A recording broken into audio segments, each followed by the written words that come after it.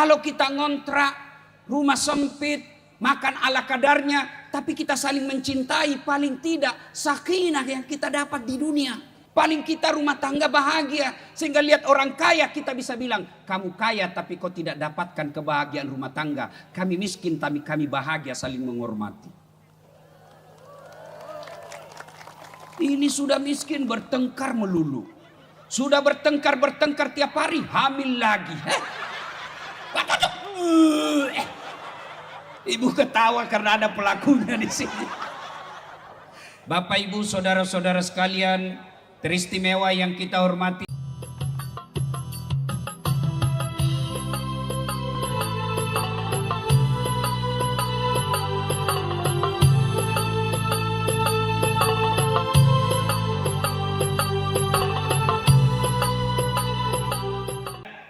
Sederhana, istri cantik, Bapak pikir bukan masalah.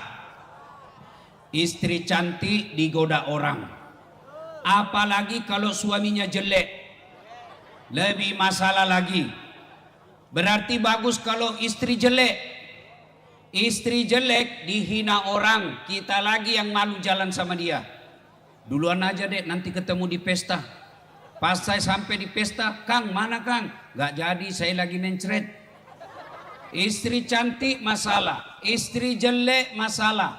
Kalau begitu bagus kalau tidak ada istri, masalah juga. Berarti bagus kalau banyak istri, masalah lagi. Coba lihat, waktu kuliah apa masalahnya? Mau sarjana. Sudah sarjana selesai masalahnya? Mau kerja. Sudah dapat kerja selesai masalahnya? Masalah lagi muncul, mau jadi kepala bagian. Sudah jadi kepala bagian selesai masalahnya, mau lagi jadi kepala dinas. Sudah jadi kepala dinas selesai masalahnya, mau jadi sekda. Sudah jadi sekda selesai masalahnya, mau jadi bupati. Sudah jadi bupati selesai masalahnya, mau 2 periode. Sudah 2 periode selesai masalahnya, ditangkap KPK. Iya kan? Tidak ada orang yang tidak ada masalahnya. Nih di belakang saya, semua muka-muka penuh masalah. Iya kan? Nih yang ceramah, Bapak pikir sebagai ustadz tidak ada masalah saya? Banyak masalah saya. Apalagi saya viral, banyak janda-janda curhat. Ustadz, baru saja meninggal suamiku, adakah doa-doa penenang jiwa?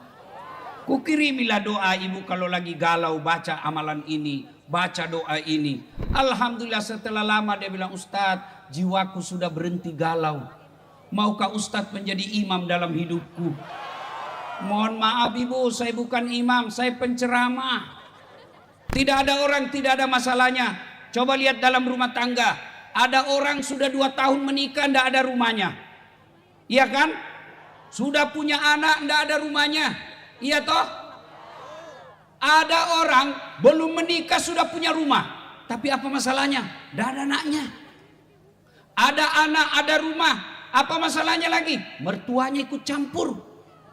Biar gelas suaminya, mertua menantunya diurusi juga. Apa itu istrimu bodoh betul, kordennya tidak serasi warna kursinya. Iya, mertuanya baik, ada rumah, ada anak, apalagi yang jahat? Iparnya lagi jahat. Tidak ada orang tidak ada masalahnya. Jangankan kita, kurang apa mulianya Nabi Muhammad SAW, manusia paling suci yang setiap ada nama Allah pasti di sampingnya ada nama Muhammad SAW. Apa tidak ada masalahnya? Belum lahir sudah yatim. Usia 6 tahun yatim piatu, ibunya pun wafat. Diambil oleh kakeknya 8 tahun, meninggal lagi kakeknya. Diambil sama pamannya, wafat lagi pamannya. Dalam ekonomi bu, ekonomi, Nabi pernah 3 hari 3 malam tidak makan sampai Hasan Hussein cucu beliau pucat pasi tidak makan. Itu Nabi dalam pekerjaan sebagai gubernur, sebagai bupati, bukan dibully. Nabi sebagai rasul bukan dibully. Beberapa kali uji coba pembunuhan dan mengalami perang 9 kali. Dan puncak penghinaan orang-orang Mekah, diusir dari kampung halamannya. Itu Nabi. Apalagi kita. Nah kalau begitu, ketika ada masalah, Allah tidak berkata, Dasat kalau ada masalahmu kau jadi gubernur dulu. Kang Dedi kalau ada masalah 2 periode dulu. Ada masalahmu kau sarjana dulu. Ada masalahmu kau jadi dokter dulu. Tidak, Allah cuma minta 2. Ibu bapak yang ada masalahnya dengar baik-baik. Ketika ada masalah Allah cuma minta 2 hal. Ista'inu bis-sabri was-shalah. Sabar, perbaiki solatmu, saya yang selesaikan masalahmu. Itu janji Allah, bukan janji caleg. Kalau caleg begitu mau dipilih bagi-bagi kartu nama. Pilih saya, sama-sama kita orang Bekasi. Ada masalahmu, telepon saya 24 jam, siap kau hubungi. Begitu terpilih dia ganti nomor HP-nya. Ada begitu di Bekasi? Ada? Ada? Nah, kau salah, kenapa kau pilih? Bapak ibu saudara-saudara sekalian, begitu ada masalah Allah minta sabar. Istri suka ngomel, bapak suka ngomel, Pak, mau tahu kenapa istri suka ngomel? 1, jarang dipuji. Nah, tuh sudah bilang betul. Bu ibu, Pak, bahkan untuk memuji istri boleh bohong. Boleh bohong. Misalnya pulang kerja ketemu istri, Dek, kau makin cantik aja. Dan hebatnya bohong kepada istri, meskipun dia tahu bohong, dia tetap senang. Kau bohong tapi tidak apa-apa, saya senang juga. Iya kan? Iya toh? Yang kedua sebabnya, kata Nabi, setelah jarang dipuji, jarang kau kasih hadiah. Nah, coba. Coba, enggak percaya. Ibu-ibu, coba jawab Bu. Biar suami tidak pulang yang penting ada Nah, coba. Uangmu dia cari. Maka kalau ada istri suka ngomel, berarti suaminya jarang ngasih duit. Maka suami yang baik, pulang dari Jakarta, seminggu enggak balik kerja, maka pulang kerja, kasih hadiah meskipun sekecil nasi bungkus. Kasih hadiah. Saya Pak Gubernur suatu ketika pulang ceramah lama sekali. Saya pulang saya kasih emas istri saya. Kalung dengan gelang. Senang dia. Alhamdulillah ibu bapak saya Ustadz belum pernah belikan setebal ini. Senangnya dia. Alhamdulillah terima kasih Ustadz. Beberapa saat kemudian saya lagi duduk-duduk. Dia datang kasih saya kembali. Ternyata palsu kok kasih saya. Saya bilang meskipun emas itu palsu tapi cintaku murni 24 karat. Nah, yang jadi masalah, bapak-bapak jarang muji istri, jarang ngasih hadiah, mau istrinya seperti Khadijah. Tidak mungkin. Ibu-ibu juga kalau mau punya suami seperti Muhammad, ibu juga seperti Khadijah. Bagaimana sabarnya Khadijah? Ibu tahu enggak itu Khadijah? Khadijah sebelum menikah dengan Rasul, itu perempuan terkaya di Mekah. 2/3 barang-barang Mekah yang mewah pada saat itu miliknya Khadijah. Tapi ketika sakaratil maut, Khadijah memakai baju yang 83 kali tambal. Itu Khadijah, istri Nabi, Ummul Mukminin, dalam rumah tangganya pun kelaparan. Maka ketika ada masalah, bagaimana bentuk sabar? Kata Allah, alladzi idza asabatum musibah qalu inna lillahi wa inna ilaihi rajiun. Tadinya ada motor. Karena utan pinjol terpaksa kita jual motor. Begitu motor lepas, ucapkan inna lillahi wa inna ilaihi rajiun. Coba amalkan. Dengan catatan jangan cepat ketika ngucapnya. Ngucapnya sambil usap dada. Inna lillahi wa inna ilaihi rajiun. Pasti berbekas. Kenapa zikir kita tidak berbekas di hati? Kita rajin zikir tapi kita suka ngomel. Kita rajin zikir tapi tukang gosip. Kita rajin zikir tapi pemalas. Kita rajin zikir tapi suka mengeluh. Kenapa? Zikir kita tidak berbekas. Kenapa tidak berbekas? Karena terlalu cepat cara mengucapnya. Cemlah. Saya biasa heran di masjid. Sama-sama subhanallah, sama-sama 33, sama-sama mulainya. Saya baru 11 dia sudah sampai. Seperti makan pisang goreng panas. Apa artinya itu? Jangan ketawa, saya serius ini. Coba ucapkan dengan lapang dada, usap dada. Alhamdulillahirabbil alamin. Tadi dapat rezeki 30 juta, supaya dia berkesan di hati. Alhamdulillahirabbil alamin. Segala puji bagi Allah seluruh sekalian alam. Ketika bapak istri ngomel, ucapkan innalillahi wa inna ilaihi rajiun. Tapi jangan kau keras. Istrimu ngomel kok innalillahi, oh tambah jadi dia. Kau kira saya mati? Tapi gimana caranya? Istri ngomel kita dengar, selesai ngomel lalu kita tinggalkan. Innalillahi wa inna ilaihi. Bu, saya kalau istri saya ngomel, Ustadz kenapa sering sekali saya ditinggal? Jarang di rumah. Saya tidak marah, saya cuma menyanyi. Tiap malam engkau ku tinggal pergi. Bukannya aku sengaja. Demi kau dan si buah hati, terpaksa aku harus begini.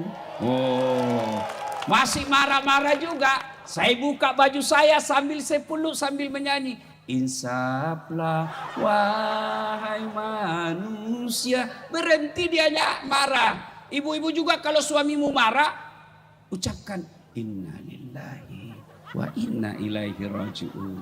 Dia ngomel-ngomel, ibu sambil nyanyi. Berhenti tuh marah kalau ibu nyanyi. Caranya nyanyi bu begini kalau dia ngomel. Pulangkan saja aku pada ibuku, atau lihatlah tanda bekas tampar sering kau lakukan bila kau marah. Samakah aku yang dijual orang hingga kau lakukan itu. Apa judulnya bu? Hati yang terluka. Penyanyinya? Oh, berarti ibu-ibu sudah tua semua ini. Inilah itu masih lebih baik bu daripada lagu ibu-ibu sekarang. Putar ke kiri nona, putarlah ke apa itu kiri kanan. Kalau ini ada pesan moralnya, ya bu. Jadi kalau suami marah dengar sedulur-sedulur, punten, mangga. Kalau orang kaya tiap hari bertengkar, paling tidak enak makannya. Orang kaya tiap hari bertengkar, paling tidak duitnya banyak. Orang kaya tiap hari bertengkar, paling tidak tempat tidurnya empuk. Tapi kalau sudahlah kita miskin, rumah ngontrak-ngontrak, sempit, suami bau keteknya, istri busuk mulutnya, bertengkar tiap hari. Apa yang kamu banggakan hidup di dunia? Kalau kita ngontrak, rumah sempit, makan ala kadarnya, tapi kita saling mencintai, paling tidak sakinah yang kita dapat di dunia. Paling kita rumah tangga bahagia, sehingga lihat orang kaya kita bisa bilang, kamu kaya tapi kau tidak dapatkan kebahagiaan rumah tangga. Kami miskin tapi kami bahagia saling menghormati. Ini sudah miskin bertengkar melulu. Sudah bertengkar tiap hari, hamil lagi. Ibu ketawa karena ada pelakunya di sini. Sumbernya sabar berat Ustadz. Memang sabar berat. Kenapa? Innallaha ma'as sabirin. Allah bersama orang-orang yang sabar. Bersama Allah, bersama Kang Deddy aja kita sudah bangga. Ketemu saja Pak Gubernur kita sudah senang selfie. Padahal beliau ada masa jabatannya hilang. Sudah bangga kita. Gimana kalau Allah yang bersama kita? Dan orang yang bersama dengan Allah syaratnya sabar. 2 resepnya. Perbaiki sholat. Ustadz, kenapa saya dagang rugi? Nge-grab hilang lagi motor saya. Rumah tangga tidak pernah bahagia. Tidak usah cari kambing hitam. Periksa sholat. Ada orang ke Jakarta dari Bekasi tiap hari kerja. Berangkat jam 5 pakai kereta. Balik sampai di rumah jam 9. Nggak sholat subuh, nggak sholat duhur, nggak sholat asar. Lepas maghribnya, isanya pun tidak. Gajinya cuma 5 juta 1 bulan. Ini yang saya istilahkan setengah mati cari makan. Begitu dapat nasi bungkus, nasinya dia buang, bungkusnya dia makan. Inilah orang yang setengah mati cari uang, tidak sholat. Bu, Pak, saya mau tanya, siapa yang punya dunia, Bu? Siapa yang punya dunia? Siapa yang punya dunia? Maknanya tidak mungkin dunia dalam genggaman kalau yang punya dunia kau jauhi. Saya ulang, tidak mungkin dunia kita bisa raih kalau yang punya dunia kita jauhi. Contoh, saya akrab sama Kang Dedi, Pak Gubernur. Saya datang ke Bandung. Assalamualaikum Pak Gubernur.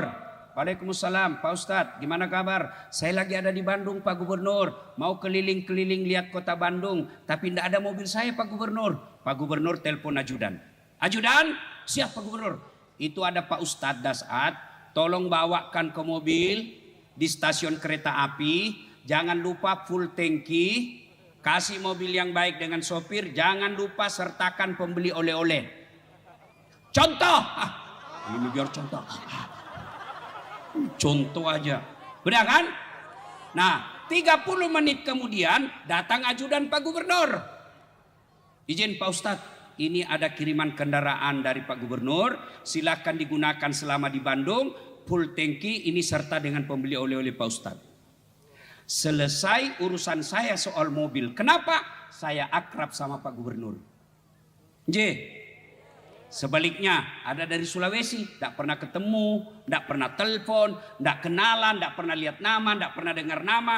Datang ke Bandung, mohon izin Pak Gubernur, saya lagi dari Sulawesi, pinjam mobilnya Pak Gubernur. Siapa ditelepon Pak Gubernur? Ajudan? Bukan. Siapa? Kapolres. Tangkap itu tukang tipu. Tidak pernah kenal, tidak tahu, pasti tukang tipu itu. Tangkap. Begitu juga sedulur-sedulur. Tidak pernah sholat. Sholatnya cuma hari Jumat, paling terlambat datang, paling cepat pulang. Orang khotbah kau tidur. Begitu ada masalah dalam pekerjaanmu, ada masalah dalam rumah tanggamu. Ya Allah, saya sudah capek hadapi hidup ini ya Allah. Capek saya ya Allah. Allah berfirman, malaikat karena dia sudah capek hadapi hidup, cabut nyawanya. Maka saudara-saudara sekalian, tidak ada susahnya bagi Allah sembuhkan penyakitmu. Tidak ada susahnya bagi Allah lunasi utang-utangmu. Tidak ada susahnya bagi Allah kasih anakmu pekerjaan. Allah cuma minta kau sholat deh. Saya kasih lagi contoh. Pak Gubernur punya ajudan. Tahu ajudan? Tahu ajudan? Itu kalau beliau panggil ajudan, biar ajudannya lagi duduk. Ajudan! Langsung lompat biar lagi makan kacang. Diam. Siap Pak Gubernur? Iya toh? Kira-kira ada enggak ajudan dipanggil? Ajudan, tunggu dulu Pak Gub. Ajudan, Bapak enggak lihat sisi Bu? Dipecat kau. Iya toh? Padahal Pak Gubernur ada masa jabatannya. Begitu takutnya manusia katakan tunggu. Lalu kenapa ketika Allah memanggil kita? Hayya 'alas shalah. Sini, kau istirahat dulu daganganmu. Kau sholat deh. Berhenti dulu bawa penumpang. Selesai bawa penumpang itu mampir dulu deh ke wudhu. Ngadu kepada Allah. Pak, Bu, saya mau tanya. Bu, bisa enggak manusia dibakar hidup-hidup dalam api yang sangat besar masih bisa hidup? Masih bisa hidup? Tidak menurut ilmu fisika. Kalau Allah yang mau, Nabi Ibrahim dibakar dalam api yang sangat panas. Justru keluar kedinginan. Adik-adik, bisa enggak manusia hidup dalam perut ikan? Kalau saya orang Bugis, ikan masuk dalam perut saya. Tapi tidak mungkin manusia bisa hidup dalam perut ikan. Kalau Allah yang mau, Nabi Yunus 40 hari dalam perut ikan keluar dengan selamat. Ibu-ibu, bisa enggak perempuan hamil tidak pernah disentuh laki-laki? Menurut ilmu kedokteran tidak mungkin perempuan bisa hamil tidak pernah disentuh laki-laki. Tapi kalau Allah yang berkehendak, Siti Maryam, wanita suci, tak pernah disentuh laki-laki, melahirkan Isa Al-Masih. Itu tidak masuk akal. Tapi kalau Allah yang mau, kecil buat Allah. Ustadz, kenapa rumah tangga saya tidak bahagia? Pasti suami istri jarang sholat. Ustadz, kenapa lapangan kerja saya sulak? Pasti kau ajarin sholat. Ustadz, saya sudah sholat, kenapa hidupku susah? Karena kau tidak ikhlas. Hayya 'alas sholat, asar lagi. Tidak ikhlas. Saya sholat Ustadz, betul kau sholat tapi main-main. Allah. Bismillahirrahmanirrahim. Iyyaka na'budu wa iyyaka ihdinas siratal mustaqim. Ibu bapak ketawa karena membayangkan diri sendiri kan. Ada yang sholat kayak ditiup angin. Allah. Ada lagi lebih seru. Allah. Ya. Maka kalau mau lepas dari masalah, perbaiki sholat kita. Tidak ada alasan bagi kita tidak sholat. Saudara-saudara sekalian, kalau Anda tidak puasa 3 tahun berturut-turut, taubat malam ini, selebihnya dibayar puasanya, selesai utangnya. Bapak tidak haji padahal sudah mampu. Bertobat 2 tahun akan datang menunaikan ibadah haji, selesai utangnya. Bapak tidak bayar zakat 5 tahun berturut-turut. Taubat malam ini, bayar zakatnya besok, selesai masalahnya. Tapi kalau tidak sholat subuh tadi, bagaimana cara bayarnya? Ayo, yang tidak sholat subuh tadi, bagaimana cara bayarnya? Saya bayar besok Ustadz. Ya besok untuk besok. Saya sholat subuh 2 kali. Lebih beleng-beleng lagi. Ayo. Bapak ibu saudara-saudara sekalian. Ustadz, saya tidak bisa kena air. Tayamum. Ustadz, saya di tengah hutan. Habis kencing. Kalau habis kencing tidak dapat air. Cukup caranya. Kencing. Bu, Pak, ini urusan laki-laki. Jangan kasih lihat ibu-ibu. Bapak kencing. Ambil daun 3 lembar. 3 lembar. Cara membersihkannya, coba lihat. Ambil daun pertama, gosok ke bawah. Ambil daun kedua, gosok ke atas. Ambil daun ketiga, gosok lagi ke bawah. Begitu cara gosoknya. Jangan begini. Tambah kotor. Iya. Tidak ada air. Tayamum. Ustadz tidak bisa berdiri. Duduk. Ustadz tidak ada bacaan, saya hafal. Boleh Bapak beli buku tuntunan salat sambil baca. Pegang begini. Sah. Ustadz, saya tidak lihat kiblat. Kita lagi di dalam di tengah laut. Lihat matahari terbenam. Oh, di sana matahari terbenam. Menghadap ke sana. Allahu Akbar. Tiba-tiba perahu goyang. Nggak usah juga kok goyang-goyang juga begini. Apa lagi alasannya? Apa? Yang banyak orang tidak sholat. 1, perempuan ketika selesai haid. Gratis 5 hari, dia tambah bonus 2. Kata suaminya, kenapa belum sholat? Belum bersih. Kau bohong, masih ada sedikit-sedikit. Kau bohong, apa bohong? Saya kasih lihat kau.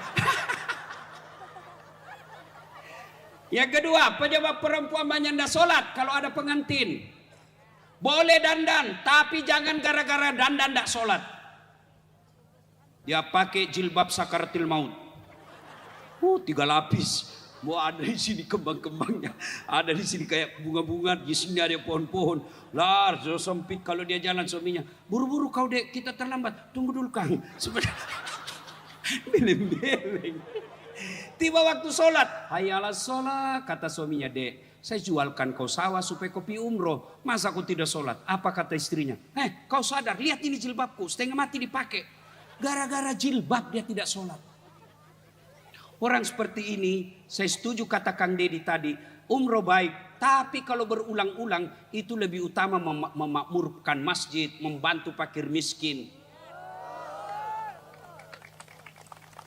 Oh, jadi pejabat itu jangan coba Pak.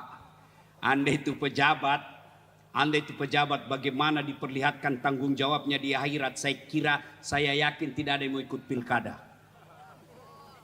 Itu Umar bin Khattab pernah tidak bisa tidur semalam. Kenapa? Sore hari ada onta terpleset gara-gara jelek jalan. Jatuh itu onta. Onta terpleset. Umar bin Khattab sebagai Amirul Mukminin tidak bisa tidur untuk tanggung jawabnya di akhirat. Ini bukan onta yang jatuh masyarakat. Saya jalan tadi dari Jakarta, saya bilang, ada juga jelek jalan di sini, kayak mau jatuh kancing baju saya. Mudah-mudahan selesai acara ini menjadi itibar buat kita semua. Ya, Bapak Ibu saudara-saudara sekalian, boleh tidak sholat? Satu, hilang ingatan. Apa artinya? Kalau gila, kenapa tidak sholat? Saya gila Pak Ustadz. Boleh kok tidak sholat. Dua, boleh tidak sholat, belum balik. Apa artinya? Kalau ibu-ibu belum haid, boleh tidak sholat. Ada di sini punya anak belum haid? Ibu-ibu sudah pernah haid kan? Sudah wajib. Bapak-bapak kalau sudah pernah mimpi basah, wajib sholat. Yang ketiga, boleh tidak sholat. Siapa? Mereka dalam tekanan. Kau sholat, misal zaman kompeni Belanda. Kau sholat, saya tembak kepalamu. Boleh dia tidak sholat. Lain dari itu, wajib sholat. Dengar baik-baik yang mereka balas sholat. Bawa pulang ini oleh-oleh. Satu, buka Al-Quran surah Al-Hajj 47. Di situ Allah jelaskan, satu kali kau tidak sholat, satu hari di neraka. Apa yang disebut satu hari neraka? 1000 tahun dunia. Buka Al-Quran surah Al-Hajj 47. Tidak sholat salat subuh tadi, 1000 tahun kau diparkir di neraka. Berapa 1000 tahun? Auzubillah min zalik. Yang kedua, buka Al-Quran surah Al-Fat 29. Muhammad dan Rasulullah walladzina ma'ahu asiddaul al-kuffar ruhama'u bainahum tarahum ruk'an sujada ila akhir ayat. Tanda umat Muhammad kata Allah, mereka kamu lihat ruku dan sujud. Kalau dia tidak ruku dan sujud, maka dia kafir di hadapan Allah. Bahkan Imam Syafi'i menghukumi mereka yang mengaku Islam tapi tidak sholat, jangan kau sholati jenazahnya ketika dia meninggal. Hati-hati Pak, biarlah rumah ngontrak-ngontrak, tapi sholat baik. Daripada rumah mewah, tapi tidak sholat. Lebih celaka lagi, sudah rumah ngontrak-ngontrak, tidak sholat lagi. Bu, pulang ini saya tidak tahu Ustadz datang berjamaah di masjid. Alhamdulillah, Ramadan hadir. Anggaplah selama ini kita tidak sholat. Kata Allah, wala tai'asu mir rauhillah. Jangan kau putus asa, kata Allah. Saya hadirkan kau 1 bulan. Dari 12 bulan, 11 bulan kau lupakan saya. 11 bulan kau maksiat. Saya hadirkan kau Ramadan. Ramadan artinya panas dan membakar. Maknanya 11 bulan berbuat dosa, 1 bulan Allah bakar dosa-dosanya. Oleh karena itu di bulan Ramadan banyaklah bertobat. Dan cara bertobat satu diantaranya menjelang maghrib istighfar. Menjelang buka puasa istighfar. Dulu zaman saya kecil, waktu belum ada TV swasta, belum ada radio swasta, RRI dan TVRI menjelang buka, se-Indonesia itu istighfar. Nashhadu Allah ilaha illallah wa nastaghfirullah nas'alka ridaka wal jannah wa na'udzu bika min sakhatika wan nar. Itu dulu. Sekarang setelah ada politik mau beduk maghrib, apa yang datang? Saya anggota DPR saya mengucapkan selamat berbuka puasa. Saya direktur ini mengucapkan, hilang semua istighfar. Jelang Ramadan buka puasa, buka puasa Ramadan ini perbanyak istighfar. Dan janji Allah kalau kita bertobat, innallaha yuhibbut tawwabina. Allah mencintai orang-orang yang bertobat. Bapak Ibu saudara-saudara sekalian, karena sudah larut malam, bawa oleh-oleh pulang ini.